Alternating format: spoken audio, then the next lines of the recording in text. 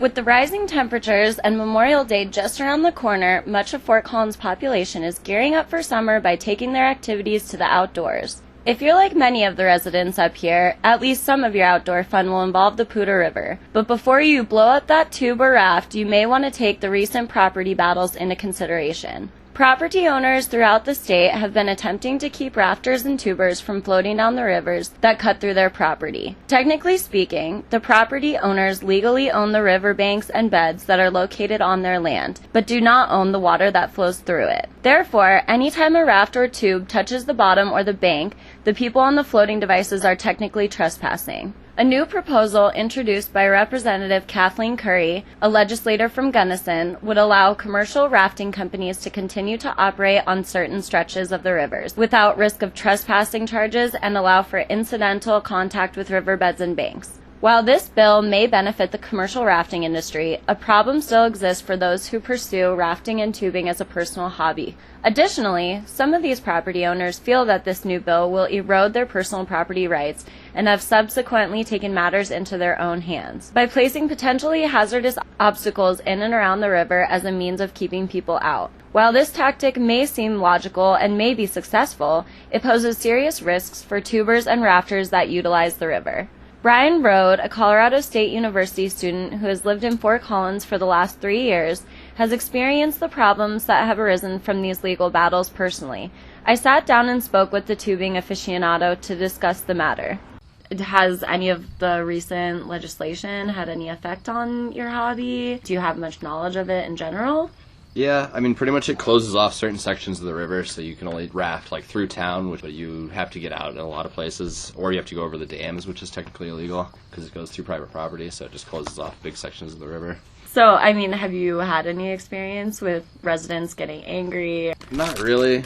We've had the people at the concrete company yell at us to tell us to not be on their property when we had to get out around their dam, but other than that, I've never been stopped. Yeah. I've been stopped by the rangers, but that was when we were on shore. I mean, aside from yelling at you guys, taking any measures to physically try and keep you out? Are there, like, barriers or anything like that? Yeah, there's signs hung on steel cables that, like, dangle into the water. They're, like, 100% to stop you from rafting through. Like, it's dangerous to go under them. Like, I've been hung up on one before just because it, like, knocked me out while I wasn't looking, and we were trying to navigate around it, so it doesn't really stop you, but it's a pretty big deterrent. It's really dangerous to go under it. There's, like, been barbed wire and rebar on the shores that people just throw into the river on their property. Do you feel that it's legitimate for the property owners to not want people going through there, or do you feel it really impedes on your rights as a citizen? Well, it is a right to float. The rivers, any navigable rivers, you're allowed to float on it. You're just not supposed to touch the banks. But people owning the property on both sides of the river is essentially like them stringing a gate across a public road that says you can't drive through this because I own the buildings on either side. It's just not a technically legal thing, but it's something that nobody is regulating at this point. So people are still doing it just because they can, and nobody's stopping them.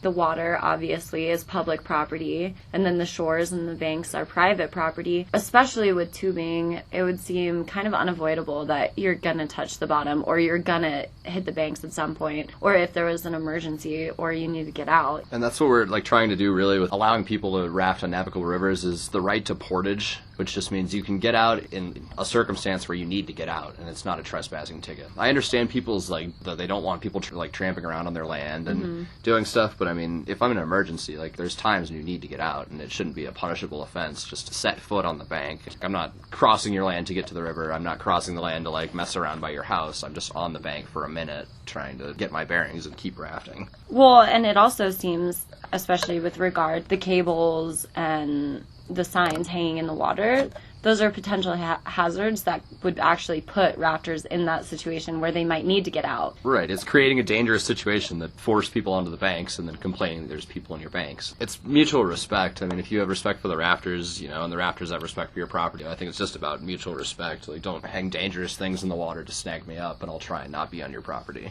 I think that they should just respect that people have been floating for a long, long time, and they want to continue floating, and that they don't have the right to stop a person's hobby just because they've bought land on either side of the bank. Two recent articles, one appearing in the April 16th issue of the New York Times and one published by the Sentinal in February, addressed both sides of the issue.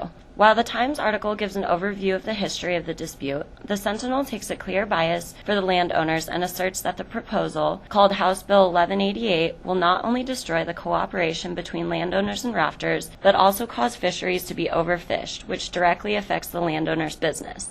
While the Sentinel article pushes for the bill to be tossed, it seems that the disputes have reached the point where formal litigation may be needed. As both articles point out, the bill was brought about by the rising disputes taking place in Gunnison, Colorado. While the issue had seemed to be contained to that area, the battles seemed to be expanding throughout the state. As Brian Rohde and other rafters and tubers can attest, this is not an issue solely taking place in and around Gunnison. It affects anyone living around the rivers as well as those who take part in activities that use these rivers. While the battles over this dispute seem to have no end in sight, hopefully an agreement can be found that will satisfy both landowners and floaters alike. This is Anna Taylor reporting for Fun and Foco.